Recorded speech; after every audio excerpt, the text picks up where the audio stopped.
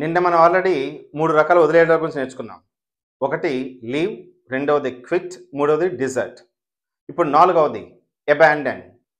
ఈ వర్డ్ ఎప్పుడు యూజ్ చేస్తాం?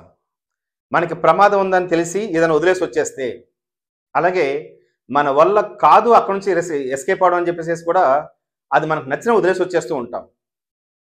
అలాగే మనకి బాగా ఇష్టమైన ఆటలని లేదా మనకు బాధ్యత చూపించాల్సిన ఆటలని, ఫర్ ఎగ్జాంపుల్ ఒక తల్లి పిల్లల్ని బాగా చూసుకోవాలి, కానీ ఏదో కారణం వల్ల పిల్లల్ని చెత్తకొని వదిలేసి వెళ్ళిపోయింది.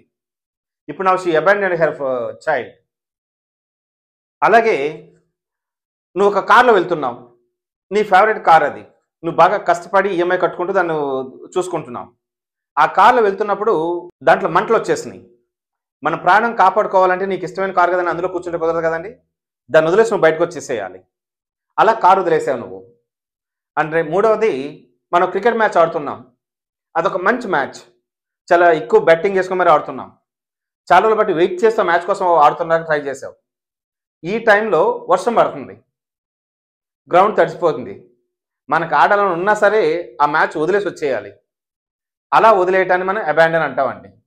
ప్రమాదవశాత్తు, అలాగే వేరే దారి లేక, లేదా మనం బాగా బాధ్యత చూపించాల్సిన వాటి మీదుగా వదిలేసి వచ్చేస్తే అలా వదిలేయటాన్ని మనం అబాండన్ అనవచ్చు.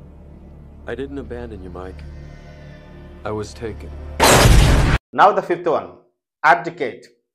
ABDICATE. మనం రామాయణం చదువుతున్నప్పుడు మీరు సరిగ్గా అబ్జర్వ్ చేస్తే రాముడు తండ్రి మాట కట్టుబడి ఆ రాజ్యాన్ని వదిలేసి బయటకు వస్తాడు. జాగ్రత్తగా అబ్జర్వ్ చేయండి. బాహుబలి సినిమాలో తల్లి మాట కట్టుబడి రాజు అవ్వాల్సినటువంటి బాహుబలి వాళ్ళ బ్రదర్ బల్లాలదేవికి వదిలేసి వచ్చేస్తాడు రాజ్యాన్ని. అలాగే కొన్నిసార్లు, ఫర్ ఎగ్జాంపుల్ ఇప్పుడు నువ్వు నేను ఫ్రెండ్ అండి. ఎంత క్లోజ్ ఫ్రెండ్ అంటే మనకు ఒకరినొకరు బాగా ఇష్టం అనమాట. ఇప్పుడు మన ఇద్దరం ఒక ఆఫీస్లో పనిచేస్తున్నాం, మన ఇద్దరు ఇప్పుడు ఏజిఎం లెవెల్లో ఉన్నాం. ఇప్పుడు జనరల్ మేనేజర్కి వెళ్ళడానికి అవకాశం వచ్చింది, నీకు అవకాశం వచ్చింది, నాకు అవకాశం వచ్చింది. ఇప్పుడు ఎవరో ఒకరు తగ్గాలి, అప్పుడు రెండో వాడు వెళ్ళడానికి అవకాశం ఉంటుంది. నా కోసం నువ్వు కనుక దాన్ని వదిలేస్తే దాన్ని మనం ఇప్పుడు అబ్డికేట్ అనొచ్చు, రైట్? సో రాజ్యాన్ని వదిలేయటం, సింహాసనాలు వదిలేయటం, మనకున్న పొజిషన్ని అవతల వాళ్ళ కోసం వదిలేయటాన్ని మనం ఇప్పుడు అబ్డికేట్ అనొచ్చు. మళ్ళీ గుర్తుపెట్టుకోండి, పొజిషన్ లేదా మనకు కావాల్సింది, మనకి బాగా నచ్చింది అవతల వాళ్ళ కోసం, వేరే వాళ్ళ కోసం, లేదా మనం ఇచ్చిన మాట కోసం కట్టుబడి వదిలేస్తే దాన్ని మనం అబ్డికేట్ అంటాం. I will abdicate my claim. Charles will rule. Now the last one, forsake. FORSAKE. forsake అంటే మనం బాగా నచ్చి మనం ఎంజాయ్ చేస్తున్న దాన్ని మధ్యలో వదిలేయటం, లేదా మనకు కావాల్సిన దాని మీద వచ్చే ఆలోచన కూడా వదిలేయటం. మనం కొన్నిసార్లు చూడండి, నీకు అలాంటి ఆలోచనలు ఉంటే వదిలేయంటూ ఉంటారు. అలాంటి ఆలోచన వదిలేయటాన్ని మనం forsake అనొచ్చు.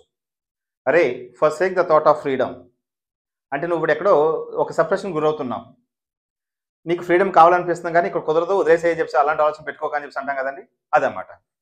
అలాగే ఇప్పుడు నువ్వు రిటైర్ అయిపోదాం అనుకున్నావు, హ్యాపీగా రెస్ట్ తీసుకుందాం అనుకుంటున్నావు, కానీ ఇంట్లో చాలామంది ఉన్నారు, వాళ్ళ పెళ్ళిళ్ళు, పిల్లలు, ఇంకా బాధ్యతలు బోలని ఉన్నాయి అనమాట. ఇప్పుడు you need to forsake the thought idea of retirement, right? అది థాట్ అవ్వచ్చు, ఐడియా అవ్వచ్చు, నీ ఆలోచన విధానం అనమాట. అలాగా మనం ఒక దాన్ని చేద్దాం అనుకుని కూడా కొన్ని వదిలేయాల్సి వస్తే దానికి మనం forsake అనొచ్చు.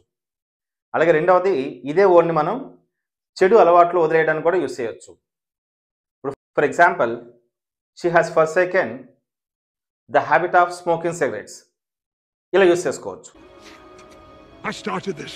I cannot forsake them. They are in grave danger. If what you say is true, the world is in grave danger. So దీంతో మనకి టోటల్గా 6 రకాల వదిలేయటాలు అయిపోయినాయండి. రేపు మనం కొత్త కాన్సెప్ట్ తెలుసుకోబోతున్నాం. ఇలా మీరు కొత్త అప్డేట్స్ తెలుసుకోవాలన్నా, ఇలాంటి మరిన్ని వీడియోస్ కోసం దయచేసి నన్ను ఫాలో అవుతూ నా పేజ్ని షేర్ చేస్తానని నమ్ముతున్నాను. Thank you. Money sir, live spoken English.